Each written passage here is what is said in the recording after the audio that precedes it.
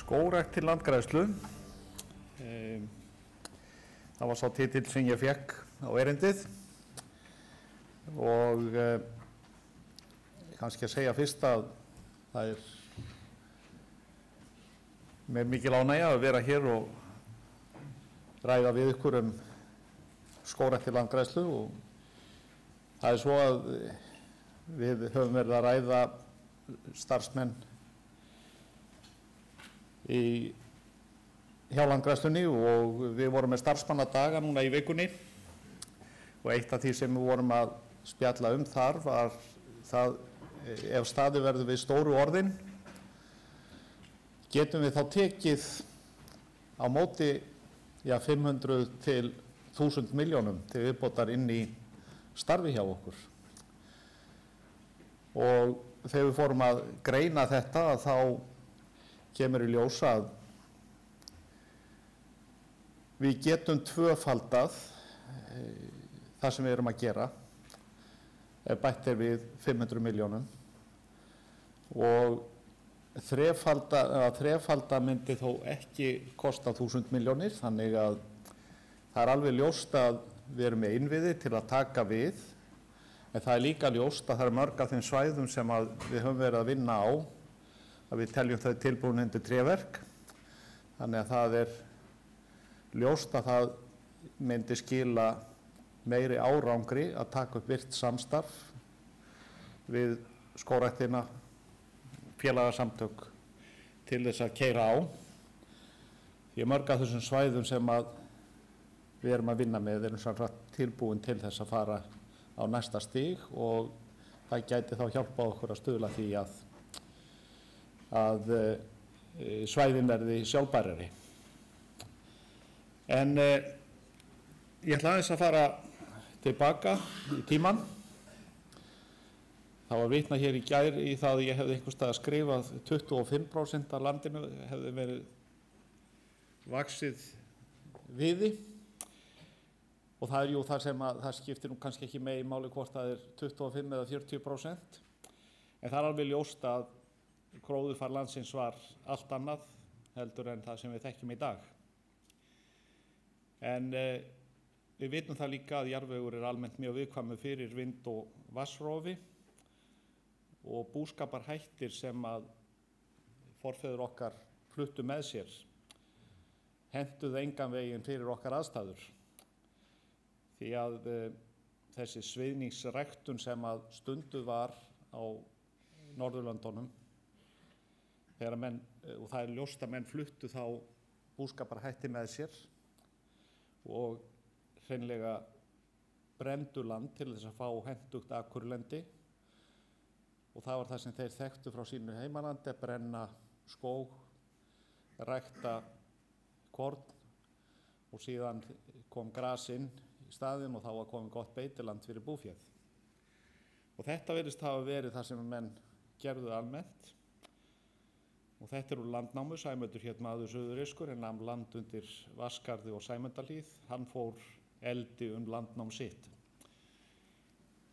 Og það alveg ljóst þegar skoðaðir gögn eins og frjókorna rannsóknir að þetta virðist hafa tíðkast mjög og breyting á gróðurfari virðist hafa orðið alveg gríðarlega hröð. Gosbeltið sést ágætlega á þessari mynd, aldur á landinu og það alveg ljóst að eldvirknin hefur haft gríðarlega mikil áhrif á allt land og allan gróður hjá okkur.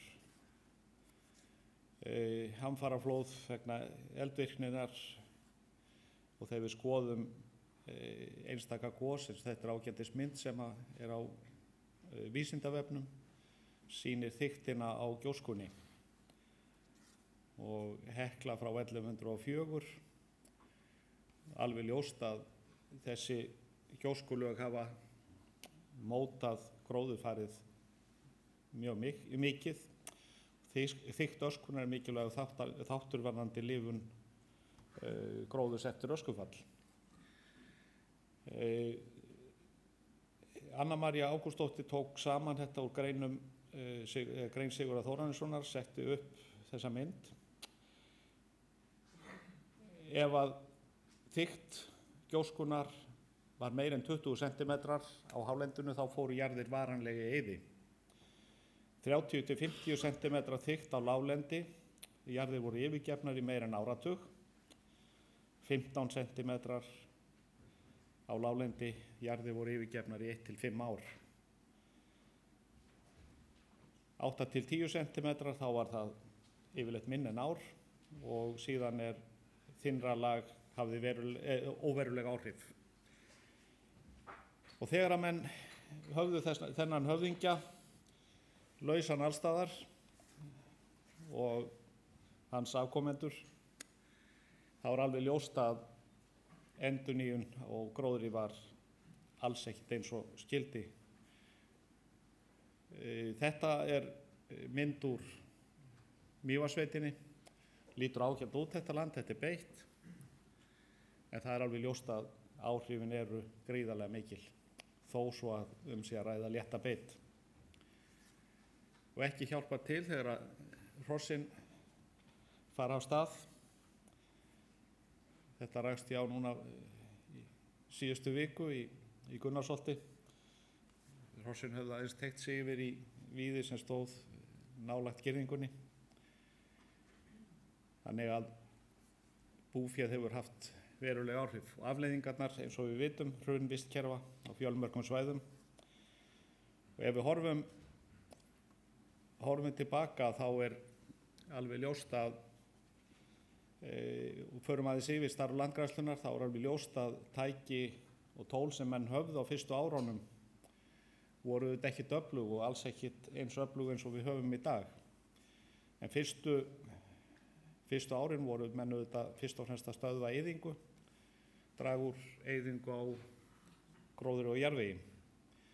Síðan tekur við ræktunartímabil og þegar að olíuverð lágt og áburðarverð lágt þá gátu menn nota þessu öflugu tæki, nota flugvélar og það tókst að stöðva eyðingu á flestum svæðum landsins, en þó eins og við vitum enn ýmislegt í gangi, en það svolítið skipt takt síðan á síðustu árum og það meira, við kallum það hreinlega vistheimta tímabil og þá nú markmið að reyna að koma á meira sjálfbærum vistkerfum og þar alveg klárt að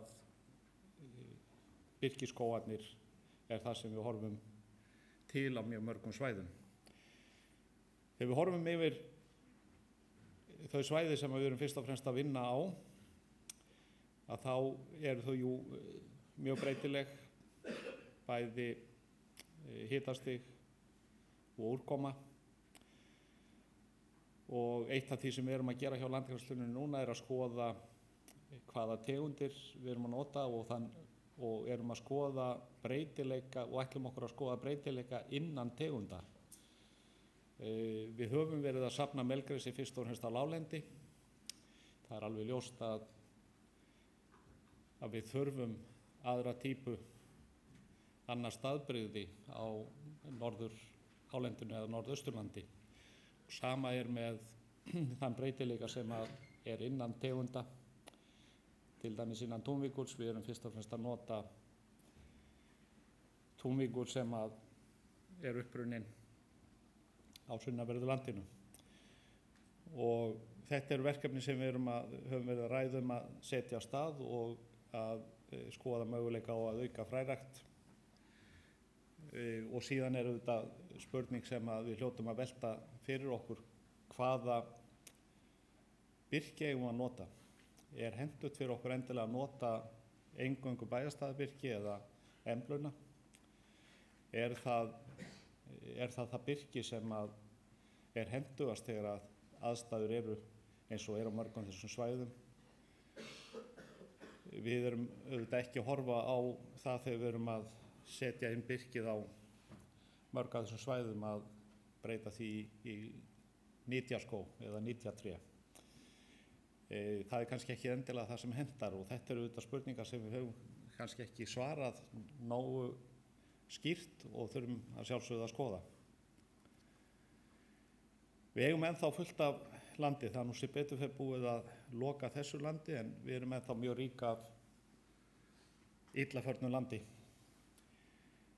Það kannski einhver 800.000 hektarar sem að veruleg þörf á að græða. Verkefni Bændur græða landið hefur nú staðið í 25 ár, 26 ár, hefur skilað gríðarlegum árangri, en hér erum við auðvitað með samstarfsaðila sem við gætum fengið í lið með okkur og ef við breytum aðeins takti í þessu verkefni þá væri möguleiki að fá góða liðsmenn með okkur allt land. Módeli sem notað í nytjaskógrækt á bújörðum, það gæti hentað og það kom upp í umræðum hjá okkur í vikunni. Væri ekki hægt að semja við bændur sem að búa við slæmar aðstöður það að gerast landgræðslu bændur með módeli sem notað hjá skógræktinni. Fá menn hreinlega til þess að breyta búskaparháttum og taka að sér að rækta í einhvern tíma þar til að landið aftur tilbúið til þess að taka við búskap. Það mikið verið gagnrýnd gæðastýringin í sauðfjárræktinni og það vissulega rétt, það ekkert allt í lagi þar, allstaðar. En ég tel mikinn árangur hafa nást og þetta gott módel, við þurfum að þróa þetta. Þetta breytir hugafari og það ekki hægt að horfa fram hjá því. Það 300.000 hektarar sem hafa verið friðaðir í gegnum gæðastýringuna. En betur má duga skal. Við erum nýlega búin að undirrita samning við Landssamtök sauðfjárbænda og Bændasamtökin og Landbúnaðarráðuneytið þar sem við erum að fara í vöktun á gróðurauðlindinni. Það hefur komið heilmikil gagnrýni frá verndarfólki og menn fóru mikinn á Facebook og að tala það að við séum að gefast upp. Við erum ekki aldeilis að gefast upp. Við teljum að með því að vinna með hagsmunaaðilum þá erum að ná að vinna með miklu meirihluta þeirra sem að vilja gera vel. Ég tel að við náum meiri árangri með því að vinna með þessum 85–90% manna sem að vilja gera hlutina vel heldur en að vera sífellt að berja, eyða tími að berja á þeim sem að að gera illa. Sjálfsögðu hættum við því ekki. En við náum árangur með því að vinna með þessum meirihluta sem að vil gera hlutina vel. Það orðið mikil breyting á tækninni í gegnum árin og auðvitað erum við með miklu öflugri tæki í dag og það ekki bara við sem að höfum þessi tæki heldur það fjölmargir aðilar allt land. Lífið heldur áfram eftir öskufall og það rannsóknir sem að starfsmenn Landgræðslunnar hafa verið að stunda í samstarfi við ýmsa aðila sýna það að kjarr og skógur þolir mun þykkari öskulög eða gjóskulög og það það sem að menn að horfa á. Birki það þolir, birki og víðirinn þolir mun meiri ösku eins og kemur fram á þessum myndum og það verður nýrótarmyndun en auðvitað takmark fyrir því að hvað lagið má vera þykkt og það fer auðvitað eftir aðstæðum hversu vel súrefnin kemst niður en það ljóst að þetta fer auðvitað ekkert vel með trén og það sem við vitum auðvitað ekki það hvers konar hvaða genótýpur þær sem að henta best við þessar aðstæður og það auðvitað hlutir sem að við vitum kannski ekki nógu mikið Kröftu vistkerfið hafa meira þol, það ljóst. Ef við skoðum það sem við höfum verið að gera. Landgræðsluverkefni hófst 1990 með það markmið að klæða lítt gróið land 130 svæði sem eru samningsbundin 400 til 500 hektarar á ári. Árangurinn ótvíræður, en auðvitað hefur fókusinn í þessu verkefni breyst, en hafa verið að horfa verulega á það að nýta mörg af þessum svæðum sem útivistarsvæði og það hefur auðvitað verið hluti af þessu dæmi. Ég vildi gjarna sjá þetta verkefni fara aðeins tilbaka í hugsuninni og nota þetta verkefni til þess að fara inn á þessi erfiðu svæði. Og þessi hugmynd sem hann Brynjar kom með hér í gær að nota lerki til þess að taka þessa mela á Norður- og Austurlandi sem ekki neitt getur vaxið á í rauninni, er kannski ágætis hugmynd til þess að nota sem forræktun. En það er ljóst að Hekluskógaverkefnið hefur skilað verulegum árangri og ég tel eitt af því sem er kannski mikilvægast í því verkefni það er sátt að nota birki sem aðaltegund. Það er farið inn á svæði sem að Landgræðslan hefur unnið á lengi og hugmyndin að breyta þessu í skóglendi. Og árangurinn er ótvíræður. Og svona að lokum þá hefur verið að hugleiða það og ég tel að við þurfum að taka báðar stofnanirnar, bæði landgræðslu og skógrækt, taka okkur svo lítið tak og ræða skipulagsmálin, vera markvissari. Við erum að fá gagnrýni fyrir tegundanótkun, Landgræðslan fyrir að nota lúpínu og skógræktin að vera kannski ekki alveg selektív í því sem að verið að gera. Við getum sagt að það er við getum sagt að bara og tala beint út, það er sérstaklega kannski stafafuran sem að menn eru ekki alveg sáttir við. En þegar við erum að ákveða hvert við förum hjá Landgræðslunni þá erum við ekki að fara inn á svona land og heldur ekki svona, en það er eitthvað í þessum dúr sem að við gjarnan viljum vinna að. Þetta land er tilbúið undir tréverk og það er svona land sem við þurfum að ræða samstarf á. Takk fyrir.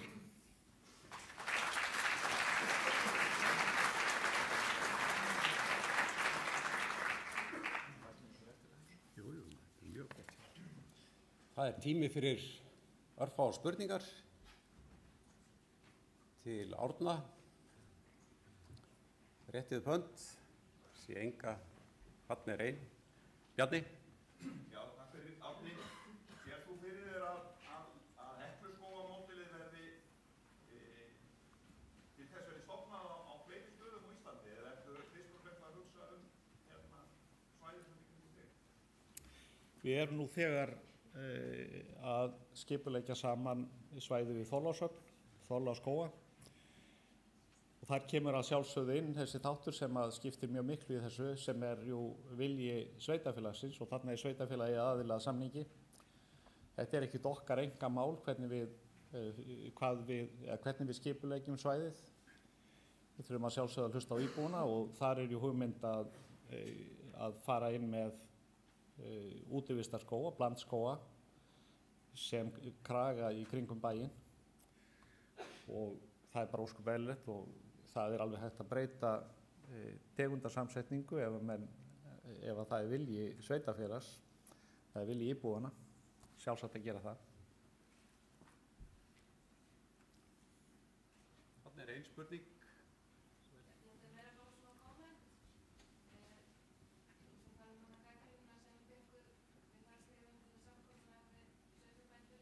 Já.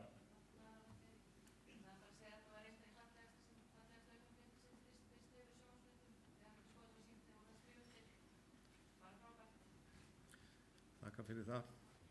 Við höfum trú á þessu að þetta geti skilað okkur árangri. Varðandi